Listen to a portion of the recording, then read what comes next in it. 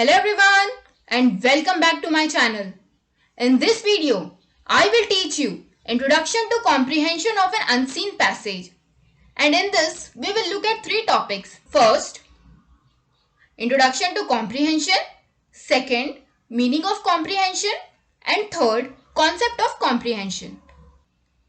So without any further delay, let's get into the video. Introduction. Now, what is reading comprehension?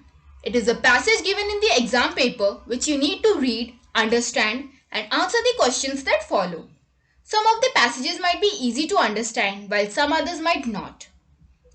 You need to understand the passage before getting down with the questions. One big part of comprehension is having a sufficient vocabulary or knowing the meanings of enough words.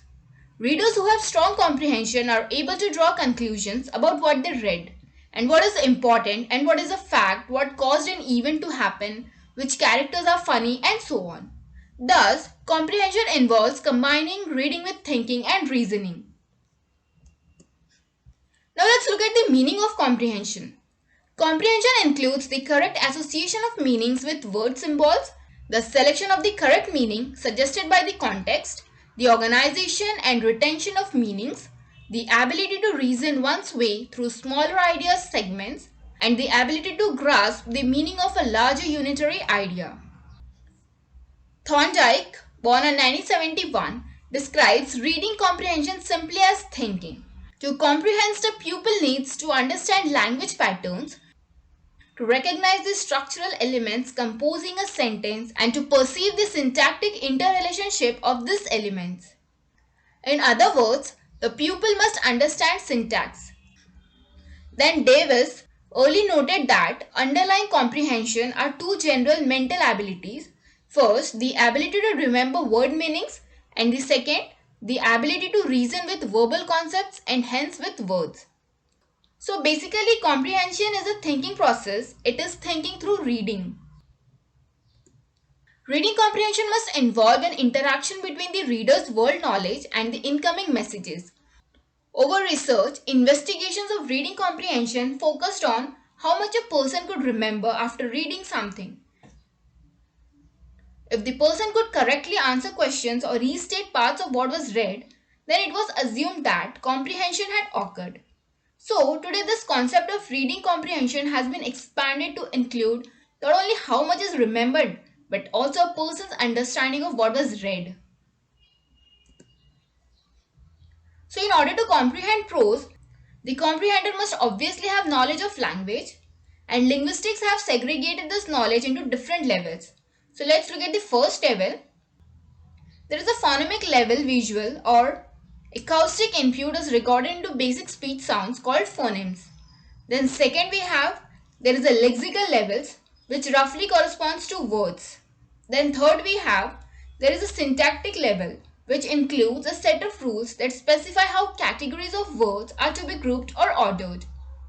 Then fourth there is a semantic level which specified how the meanings of sentences are constructed. The meaning of a sentence is not simply the summation of the lexical meanings of the words in the sentences. Then last fifth is a pragmatic level which corresponds to the use of the language in dialogues and social interaction. Now let's look at the concept of comprehension. Let's look at the first concept. Reading comprehension is a passage given in the exam paper. Second, reading comprehension is the ability to read text, process it and understand its meaning.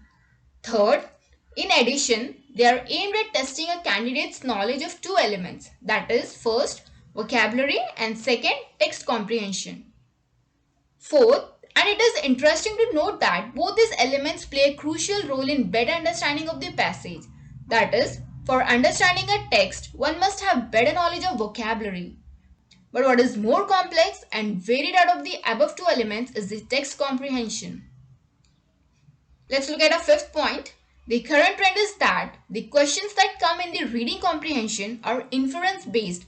That is, the questions do not have answers directly in the passage, but one has to infer from the given passage. Sixth point. While solving, look out for main ideas and tone of the author. And last, seventh point. Use vocabulary in context to understand the passage. So friends, I hope you enjoyed this English lesson series and learned a lot. So you can continue studying with me by subscribing to my channel. And don't forget to press the bell icon to get the notification for my upcoming videos. Thank you for watching.